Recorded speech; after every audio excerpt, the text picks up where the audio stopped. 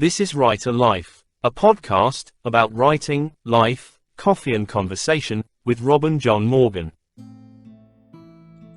Hello and welcome to another episode of Writer Life. You know, this year I'm 60 years old. It's insane because I've still got the brain of a teenager and I still, to be honest, act like one. But the thing about, I think, when you get to kind of like your later years or your awesome years, as I've been told recently, you sit back and think an awful lot and you ponder a lot of things and you reflect back on your own life. And maybe this is where we get our wisdom from. You know, we have time to really look at things and examine things. And because of one of the books, or the particular book that I'm working on at the moment, ready for publication, I've done an awful lot of time thinking back to my early days of writing and the book that actually started my writing, or the books that actually started my writing life. And as you can see by the title of this episode, you know, it's called Heirs to the Kingdom, The Final Twist. It's kind of sort of crazy to look back on my life and understand what I now know became an obsession with me many, many years ago. And yet, you know, as I look back now, I actually feel it was a really good obsession. It was one worth having. Because back in the late 1980s, I actually created a story that was built around one question. And that question was, what comes next?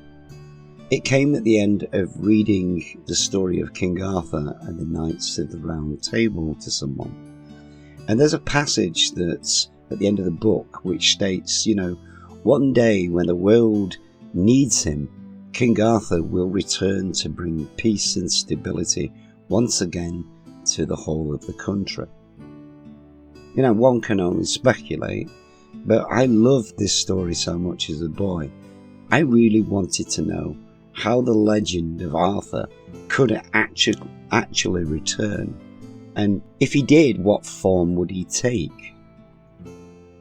As I answered the question, an idea was born, and it seems like over 30 years later that idea has now grown into the 8-book Heirs to the Kingdom series and an accompanying 3-book story arc that kind of runs alongside the main series of Kingdom.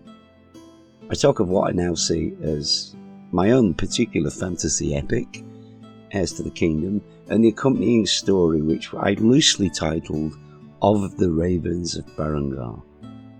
All of these stories were based on one premise, which was Arthur could only return in the form of his bloodline many generations later, and that was the single seed which was sown that led me into years of writing and working out the details of just how exactly that could even be possible.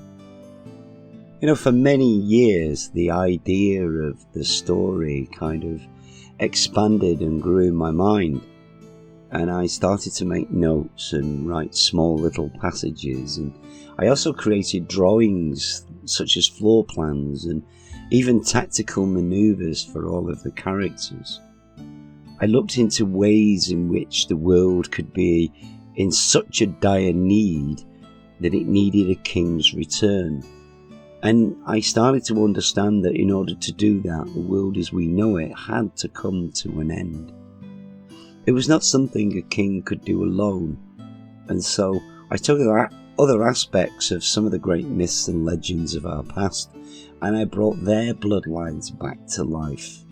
And my story began, all of which was filed away in secret and grew to fill a very, very large 4-drawer filing cabinet. Now, no matter what, you know, I just could not let go of this story. I was obsessed with it for a very, very long time. And even though back then I was writing small bits of like other things, no matter what, whenever I sat down with a pad, even more ideas for this kingdom story would flood into my thoughts. I mean, it literally haunted my dreams and all of my times alone. I'd commit another piece of the story whenever I got a chance to paper. I didn't actually write it as a story back then. That was going to come much, much later. But what I did was I kind of created the pieces like this huge jigsaw. And I knew, the time would come when I would pull them all carefully together. Because in truth, nobody knew that I was spending all of my private times hidden away in secret alone, writing all sorts of bits that would become the patchwork that would make Heirs to the Kingdom. It's sort of crazy when I think back now. I worked some very, very long hours in horticulture. I studied psychology part-time, for years, and all sorts of different therapies. I looked into creative writing, and in a sense, writing was simply a hobby to me at the time. It was nothing more. When I was at school, I had harbored this dream of being this amazing journalist, writing the truth of the world and sharing it through whatever national daily paper. But that dream got utterly quashed when my careers officer at school told my mother that because of my dyslexia, it would prevent me from ever working as a journalist. So I ended up being enrolled in a catering college because my uncle, pulled a few strings because he worked there. I actually still to this day have no idea why my mother thought that that was the life for me. I mean, at that age, I was 16? I had no clue what I was going to do if I wasn't going to be a journalist. I mean, yeah, I loved to cook, but not for a living. I had no intention of doing that. Through my college years, I did actually study really hard, and I did qualify as a chef and a hotel manager. But I also rebelled a lot, and I started to hang out with sort of bikers and rockers and hippies. I got involved with all kinds of pagan groups. I went on tree planting trips. I campaigned on environmental issues, and I eventually ditched catering and ended up going into horticulture, which was actually where I settled and found great happiness within the world of plants. I actually stayed in horticulture for 35 years, and for most of that time I really loved the work that I did. But behind the scenes, I wrote all sorts of silly little stories and poems, and I read millions of books because I was a book nerd and I was obsessed with reading. It's kind of crazy actually to look back at the world of books in the 1970s and 80s because, back then people were really avid readers. I mean, everybody was a book reader. That is such a different story today. I can remember being told that if you want to learn to write, just read books. And so I did. And I studied how characters were created and written. I looked at the descriptions of life and the surroundings of those people. And I paid very close attention to how each book was edited, all in the hope of being able to take what I was doing at home alone at some point and try to put it all into one story. Behind the scenes, this story that I was building was just getting bigger and bigger as I added more and more layers, trying to create a story of fiction and fantasy that would feel real and to a degree run as a parallel to the actual real world. I can laugh about it now, but, I was pretty obsessed with this story. I was actually hiding away in all of my free time, plotting and planning, and trying to create something in my mind that would actually work on paper in the same way that I saw it in my head. I never actually meant to write the story as a book others could actually read. I think at the time, in all honesty, it never dawned on me that others would actually want to read it. The story for me was just a distraction from some of the things that were going on in my life and made some days so much harder than others. So for me, it gave me a focus, something to take my mind off the hardships of life especially the ones that I was facing at that time. And in a strange way, it gave me hope that I would survive everything that I was going through alone. In many ways, it's why I think that when I did actually sit down to actually put all of my notes together and actually write Heirs to the Kingdom, it became a story of survival as the oppressed struggled to battle their oppressors. And in a way, I think that really did mirror my life at that time, because that's truly how I felt. I was trying my best to survive in some pretty dire situations. It's amazing how time flies when you're having fun. By the time I began to really sort everything into some sort of sensible and even credible order, it was suddenly 2006, and I'd spent 20 years of my life putting together my fantasy story. It was only then that I understood that I had started a journey that would create a story worth telling as I began to write the first book of Heirs to the Kingdom, which would become an 8-book series that would actually take me 14 years to physically write. Once the story was finished, and I did take a break because I wanted to write something else, something completely different. After 14 years of writing in one particular style, I needed a change. I then sat down and began to write what was, or what would become, the Ravens of Berengar story arc. Now, the arc will bring the whole story from its very, very beginnings to a very final conclusion with Violet Stone, which is going to come out a little later in the summer this year of 2024. Violet Stone, I think, to be honest, in my heart, it marks the end. As after this book is published, there really will be nothing else to write. Every final loose thread has been woven into what is the fabric of Heirs to the Kingdom, and the story will reach its ultimate conclusion. Now, having written all of the 8 books of the Heirs to the Kingdom series, I knew that there was a need for more explanation of certain aspects of the story. In many ways, I'm not sure an author ever truly is happy with a finished title.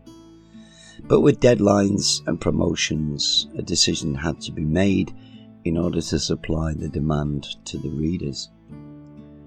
There was always the question in the back of my mind of how did the Merle enter into the world? And I knew there was much more to Morgana's story than had been revealed within the actual books themselves, because I did have many notes on both of those issues.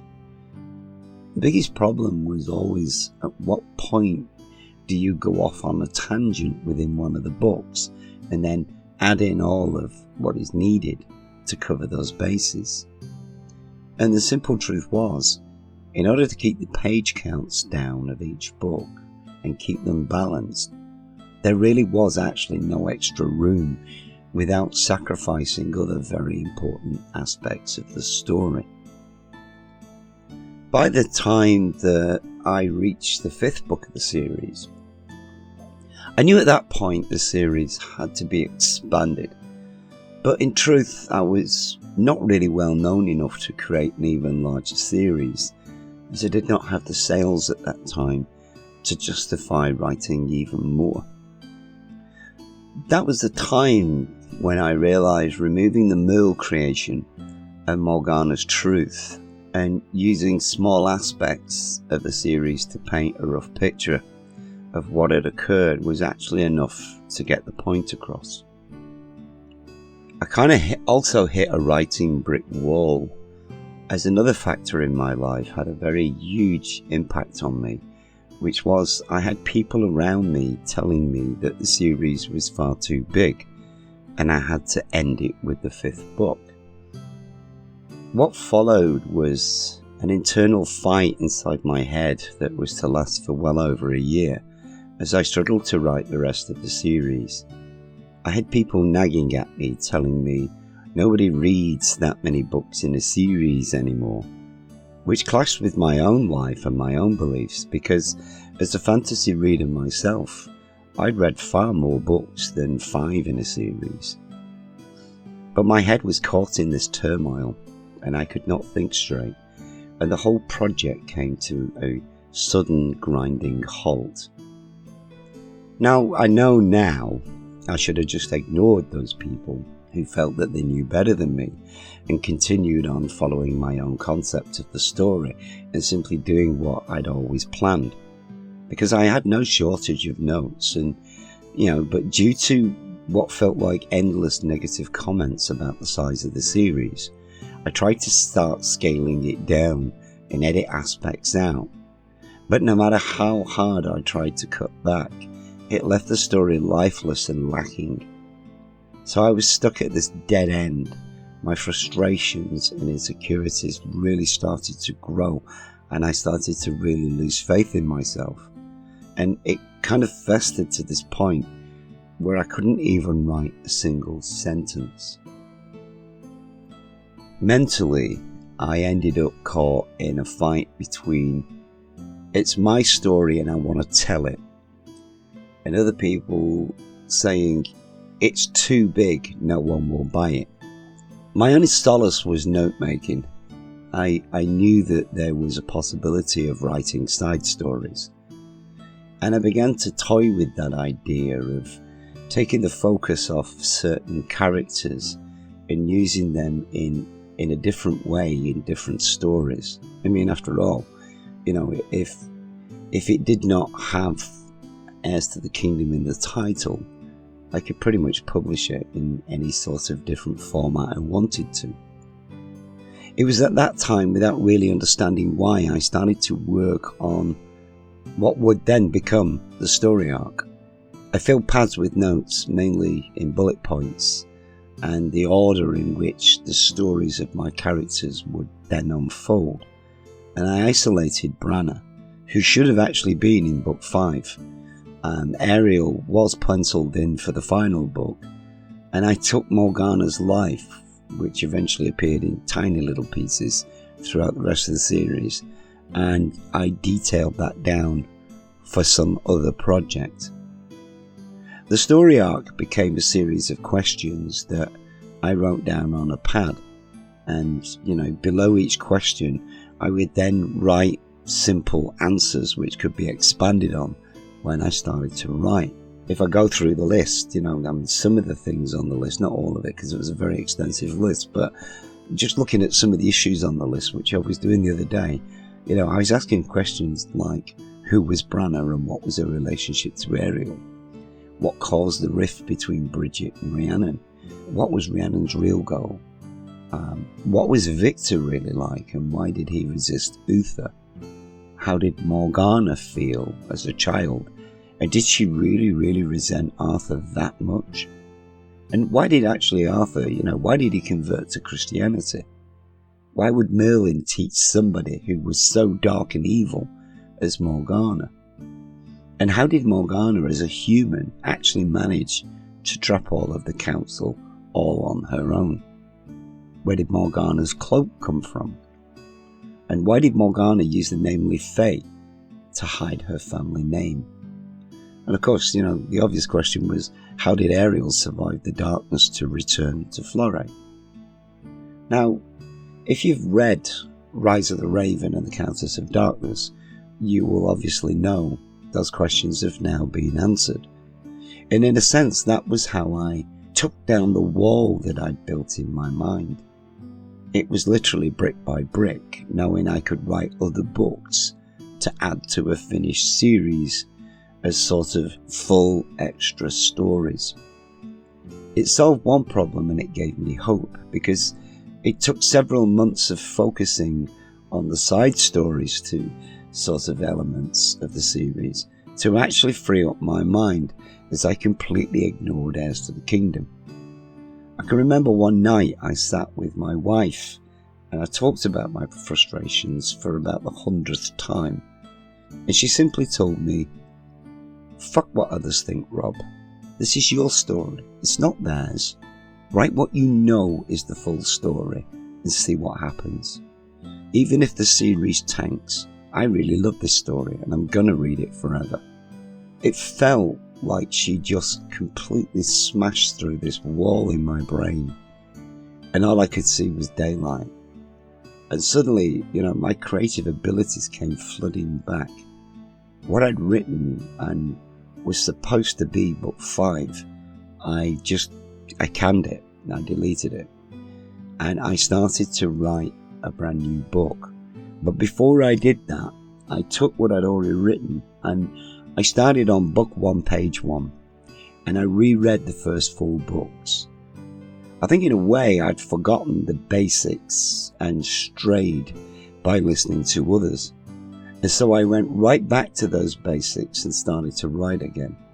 And this time it felt right, and the story just flowed out of me.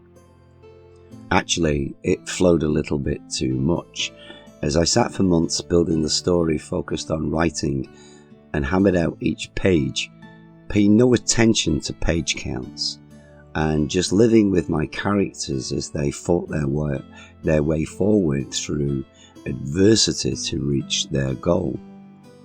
The end result was huge. It was far too big to make into one book, because the page count was enormous and was not that far off the size of 2 books. But it didn't really matter to me. This was the first draft, so it was naturally going to be edited down anyhow. My notes told me that the book had to start with the group's entrance into Avalon, and then midway they would lose Jet, and then the book would end with Runestone being trapped and taken captive by the Dark One. Now those were the 3 most significant elements that would naturally lead to the start of what's now titled as the Bridge of Slaquana. But the problem with that was, in order to do that, I had to lose at least a third of the book. I mean, it does kind of make me laugh now as I think back, because in order to overcome what had been the biggest creative block I'd have ever suffered, which was there was too many books in the series, the cure came in the form of adding yet another book. It was completely illogical, and yet it made such good sense.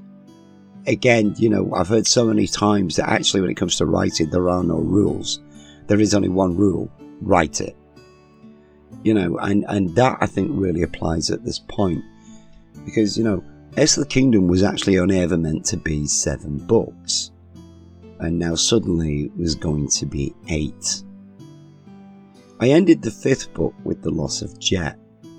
And I actually cut out and moved the capture of Runestone to the end of what would be a brand new book that I slipped in. And eventually I gave it the title of Last Arrow of the Woodland Realm. And it actually worked perfectly for me, as I had all of my notes for Kingdom and a whole bank of notes which would now become the story arcs after Kingdom. The 6th book I now see as destined, as it gave me a chance to fill in more of the detail of Fagin and Runestone and the antics of the church. It also provided me with a chance for me to actually show how Mason and the Dark One were only using the church as props to attain a means to an ends. It is actually one of my favourite books of the series, because I really enjoyed the process of creating the book. And I think in many ways it was just sheer relief that came after over a year of frustration. I certainly know that the series has been enhanced because of it. The rest, as they say, is history. I used all of my notes to create the final books of Heirs to the Kingdom, and I started working on what would be the first 2 books of the story arc, which was Rise of the Raven, which I wrote at the same time as the last book of Heirs to the Kingdom. I would at that time I would jump to Rise of the Raven and I'd write 5 to 8 chapters, and then, knowing more of Branna's full story, I then jumped back to the last book, which was The Circle of Darkness. I actually used to copy and paste elements of Rise of the Raven and actually paste them into the Circle of Darkness. But I used to do it in such a way that I created a completely different context. And this is where I think Violet Stone becomes more and more relevant. The Circle of Darkness paints a picture of the events of the past as learned by Runestone in her search to find the cause of the Merle entering the realm. It tells us what she sees as the true story of Branna and drives her to find and defeat her, which is actually the conclusion of the final book in the series of Heirs to the Kingdom. Runestone and Robbie finally achieve their goal and peace is obtained, and Locksley, while seeing a lot of destruction, now has the chance to recover and rebuild. Iona and Halbert Thorne are safe, the Dark One is gone, and all of the Ravens of Berengar are destroyed. Ariel, daughter of the seer and Arya, is finally free of her glass box and can restart her life in Florey, back amongst her own people. It really is a great ending, and The Circle of Darkness is a really wonderful book to read. You really could not ask for more. But again, that is not me. There was more. I just used sleight of hand to hide it. I'm quite sure that those people who thought there was way too many books in the series to begin with possibly won't agree with me, but there was a great need for the story arc. In fact, I think, to be honest, for me, my own personal opinion is that in order for me to do Heirs to the Kingdom full justice, the arc had to be written. And it is at this part of this episode I'll try and give some explanation without giving spoilers away of actually why it was so important that it was written. The most important part of the coming book, which is Violet Stone, and the third book of the story arc, is actually right on the very first page before the introduction, and it simply reads, "There are two truths, the actual facts and the blind belief of those who manipulate the facts. Embrace the actual facts, no matter how unpleasant." I actually think that's just me tipping the readers off as like, strap yourselves in here. You're going for a really, really long, crazy ride. But that is actually the key to Heirs to the Kingdom. And it actually is, from my point of view, the biggest secret of the whole series. And I'm going to try now, for the first time ever, to actually explain why. Heirs to the Kingdom was Robbie and Rune's story, right? The story was written for their life. So as they learned facts, so did the reader. I wrote it in a way that allowed the reader to be their companion and actually share their journey. Runestone was the driving force of the way in which she discovered the truth of all that happened. Heirs to the Kingdom is her voyage of discovery, guided by those who surrounded her. She was the stone on which all had been written, but the problem was she was distracted in a similar way that I was during the writing of Book 5. Her desperation to save and protect her children was her greatest driving force. But like all matters of the heart, at times she was not able to clearly see what was the real truth of the past. In the final book you actually see this as she struggles to uncover the ancestral past of Morgana, and eventually she's guided towards the inside of the veiled area of Branna's realm. The fact that Branna was clever enough to use the veil over her entire realm meant that the complete truth of everything was hidden from Runestone. Simply put, she was blinded by her own ambition, and she was not yet matured enough to understand that, and did not look hard enough at all of the facts.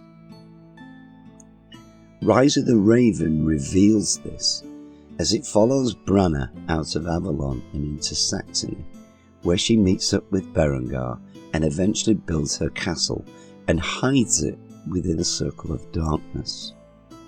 Now within that circle, she lives her life, expands her family, and reunites with Ariel, where her love is rekindled and she begins her fight to defeat the darkness within her. Rise of the Raven actually reveals many truths, the biggest of which is the real power and aims of Rhiannon. The revelation that Rhiannon knew all along about the Merle and had set Branna up to fail and die changes everything in Heirs to the Kingdom, where Runestone sees Rhiannon as an ally and a friend, which she most certainly is not. Look to the past and learn for the future. You know, it's a very, very important line which is repeated throughout all of Heirs to the Kingdom, and actually is one of the reasons why the story arc is so important to the Heirs to the Kingdom series. Rise of the Raven is the full truth of the past, and I will also add what Runestone could not see. You know, if you think about it, you know, it was hidden within the circle of darkness, and she was blinded by it. Even Anaria, who's in the Whispering Falls, could not see into the circle. It was impossible for Runestone to know what had happened. She could not know the truth no matter how hard she sought it, and without realizing that, she killed Branna, the love of Ariel's life. Now think about that. Ariel, a person of pure light and the daughter of the most powerful seer that had ever lived, who was also Sequana's teacher. She was the daughter of Anaria. How could someone so pure love someone so dark? The simple truth was, even Enna, Ariel's own daughter, did not know the full truth, and she was actually the one who was leading Runestone into the circle of darkness. I wrote The Rise of the Raven so it could be read by a person who'd not read Kingdom. It does feature characters from Kingdom, and it provides greater insight to them. But it's within the new characters that the story holds the reader's attention. So reading Kingdom is not actually a requirement in order to enjoy Rise of the Raven. Now I did that deliberately. And the reason I did it was I wanted to isolate Branna's story as if it was something else, a different story, a different part of the world, something that appeared disconnected. Because in reality, for Runestone, the truth of Branna's story was disconnected. She did not really understand or know all of what had happened. It's a really, really interesting fact, and one every reader should bear in mind. The second book of the story arc is possibly one of the biggest revelations of the whole of the Heirs to the Kingdom series, because it focuses on Morgana, Countess of Cornwall. Heirs to the Kingdom paints Morgana to be a vile, dark, evil monster, which is what Robbie and Runestone believe to be true. I mean, after all, it's why they fight her and ultimately destroy her. Now, the Countess of Darkness is one of the biggest twists in the whole of the Heirs to the Kingdom series, because it's the truth of the past, and it's nothing at all like the story that we've all learned through Heirs to the Kingdom. Now, I cannot deny, I was absolutely delighted to see all of the Heirs to the Kingdom readers actually turned on their heads with this book, because it literally blew their minds. And again, you have to remember, look to the past and learn for the future.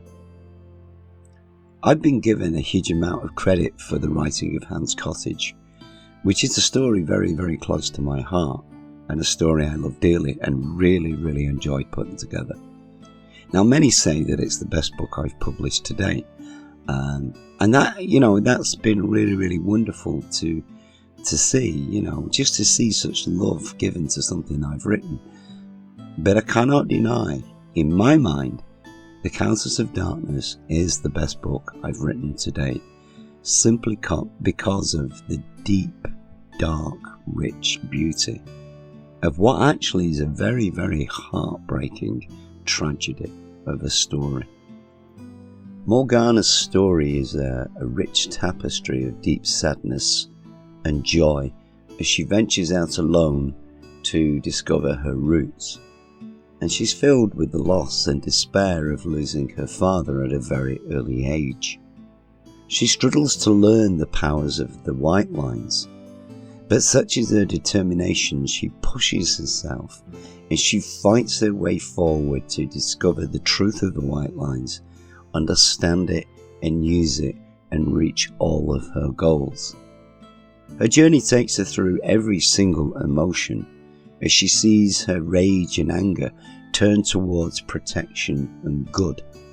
But ultimately, as she fights what she sees as darkness in the form of the White Queen, in the biggest twist of all of the books related to Heirs to the Kingdom, she suffers an act of the greatest evil and falls into darkness, where she's seduced and tortured for the rest of her life, locked away in the darkness, filled with despair and fighting to find her way out.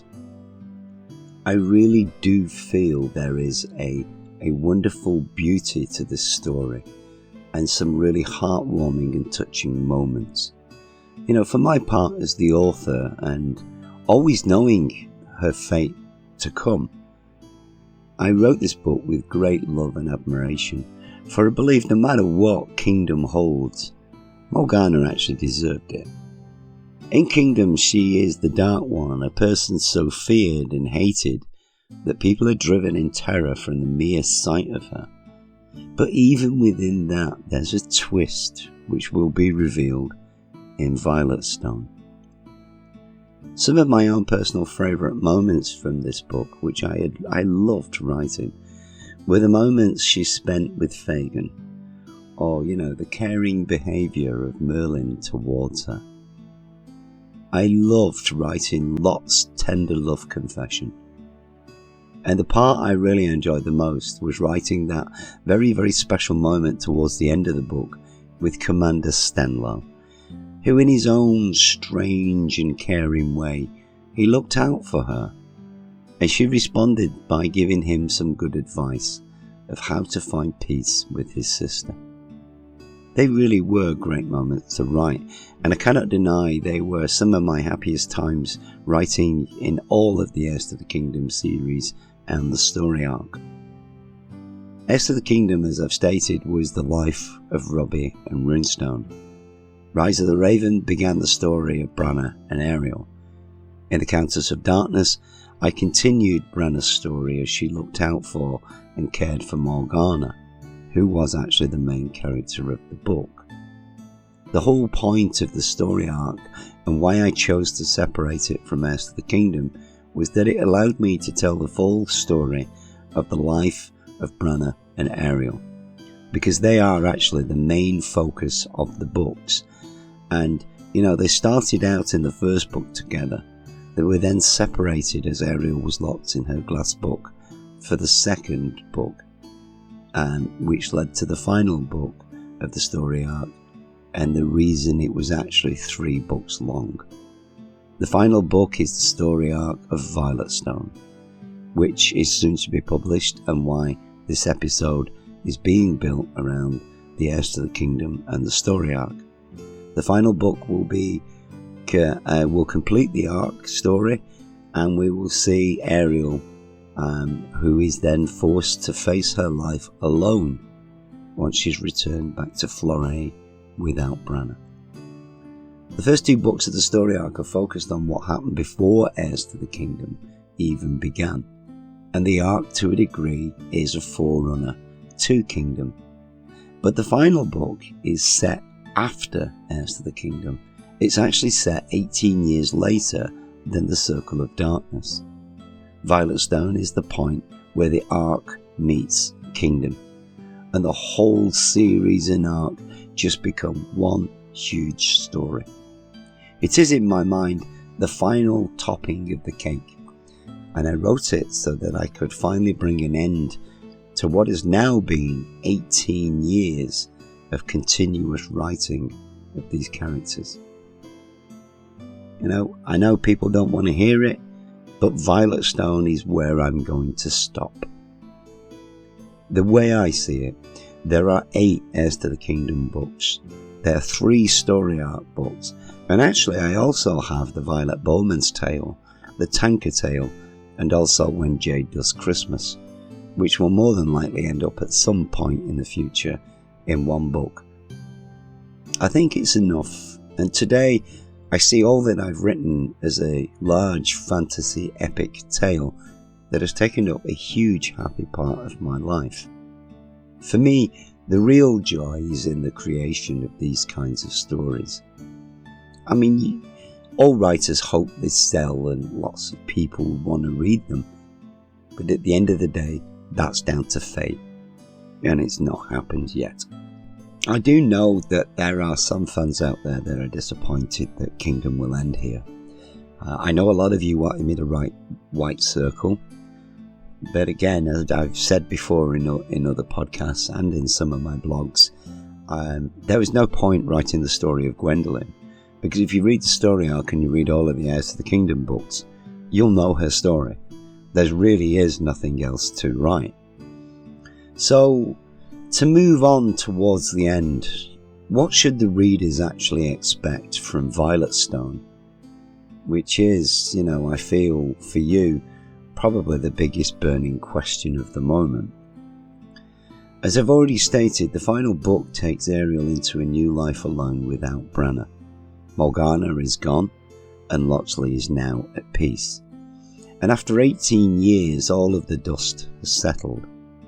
Robbie's Mere has been rebuilt by Gwynfor, and Iona Violet of Locksley is approaching her 18th birthday and her pending coronation to become the Queen of Fae, to follow in the footsteps of Gwendolyn and Bridget Violet. I mean, we pretty much knew that at the end of That's the Kingdom.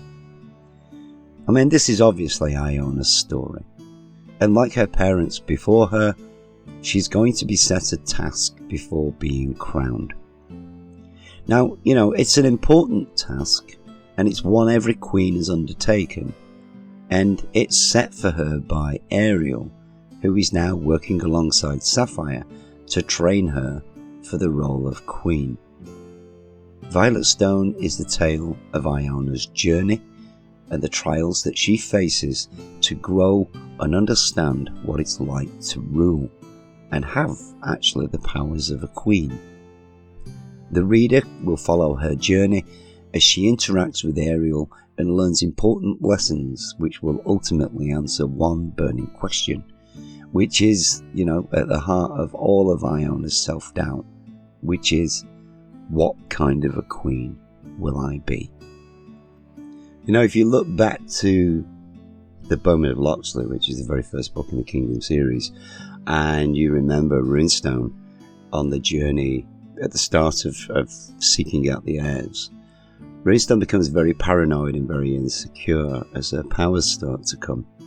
If you remember the Lilac Eyes incident, she totally freaks out when the pupils, the whites of her eyes, I should say, turn lilac around her blue pupils, and she has these huge doubts and insecurities. And then, of course, Jet plays a trick on her, where Runestone, who's unable to control her powers completely, leaks some private thoughts.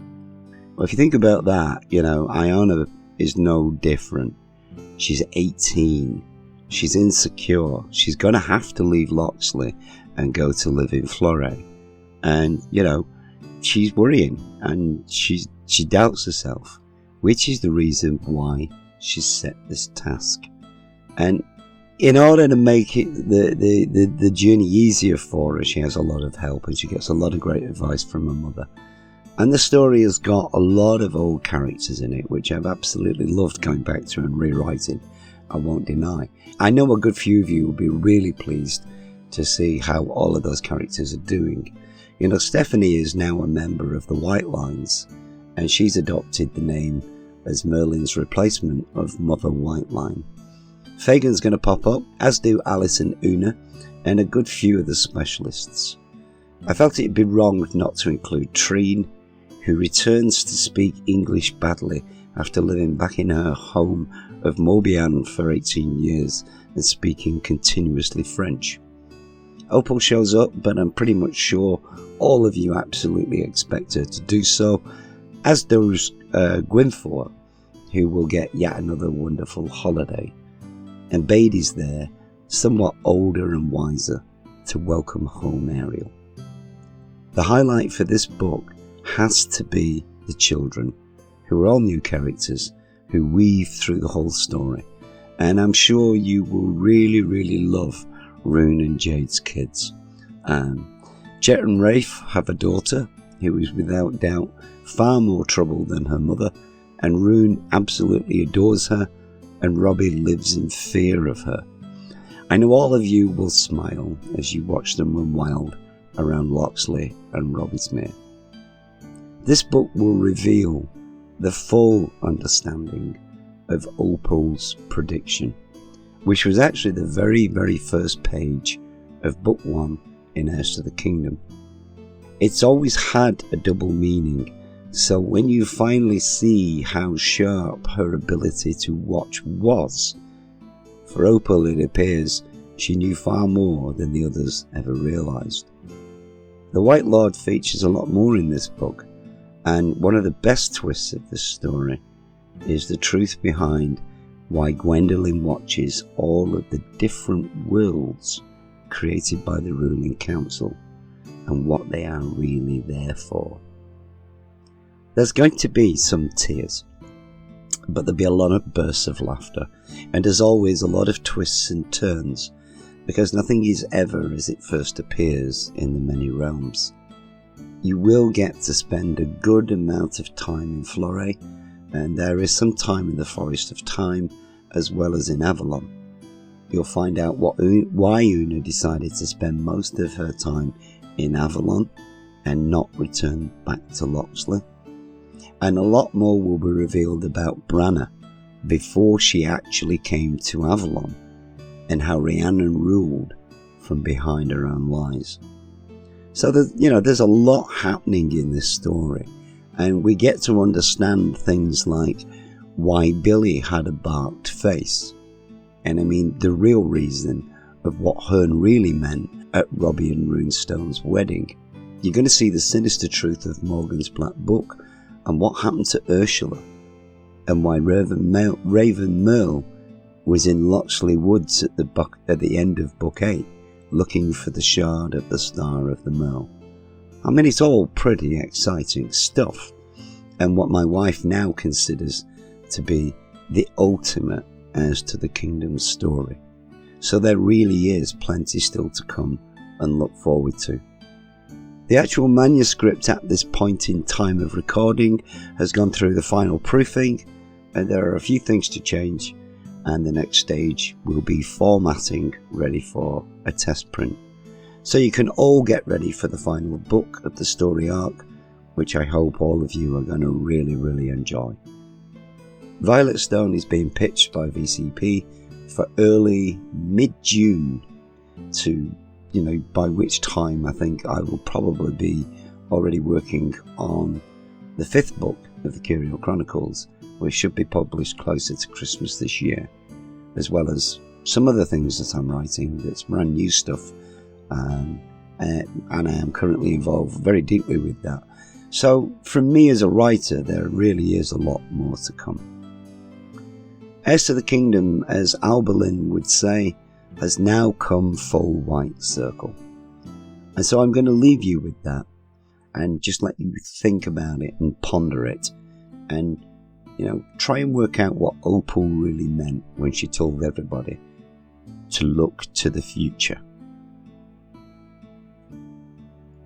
It's nice to bounce back on the podcast with a nice long one. There's plenty in there for Heirs to the Kingdom fans. I know this won't appeal to other people who've not read the books, or maybe it might inspire you to go and have a look.